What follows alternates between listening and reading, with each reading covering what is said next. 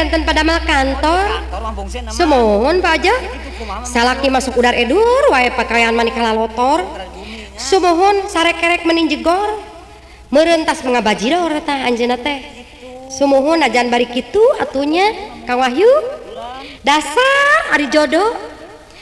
Gogoda cocoba urang rumah tangga sakabeng sok ludeng rek minta diserahkeun tapi nak tong harap kawas lain wanita entong sok ngadoja daku kuke gogoda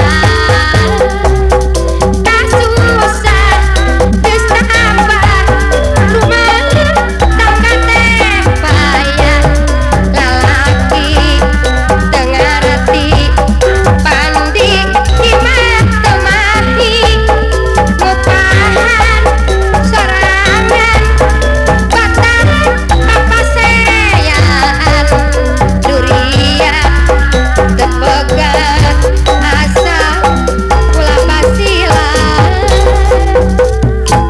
Kang Unyil ieu mama bungsu teh ayeuna mah ngalih profesi teh nya Deui mah bungsu. sumohon Pak Ajo Ayeuna teh. nyinden ayeuna mah Pak Ajo nyinden. Oh. alhamdulillah nuju pajeng Nuju kitu nya teh, nuju sumohon Mareng. nuhun los ka kedua los ka kaler los ka wetan Ari salajengna kumaha? sumohon tapi nya najan bari kitu da mama bungsu teh atuh kumaha tos nasibnya Oh kan tenang. sumohon ayeuna teh da panginten dasarku kituna nya Muhun. sumohon Mangungkap dasar mohon atuh ari jodoh kitunya wih deui Kang Wahyu gogoda cocoba urang rumah tangga salaki teu ngarti pandi imah temahi tapi sok tara kawas lain wanita entong sok ngadoja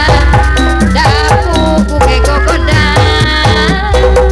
kasusah geus nambah rumah tangga teh payah lalaki teu ngarti pandi mah temahi ngupahan sorangan batan papaseaan durian tepegang asal ulah basilan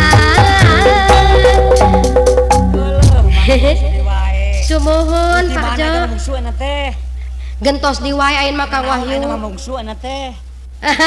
sumuhun mada nyobian sumuhun Di mana eta mah bungsu anak teh? ieu nuju di Bandung di Jugala atuh Ari di damel ngalih deui. ngalih di wae icalan ayeuna mah Icalan. sumuhun kana jamu serbuk ratu Kang Wahyu sumuhun Seueur kasiat. Pak Alit Yahya sumuhun kasiatna seueur cenah nya sumuhun ayeuna mah urang mangga atuh Mangga bungsu.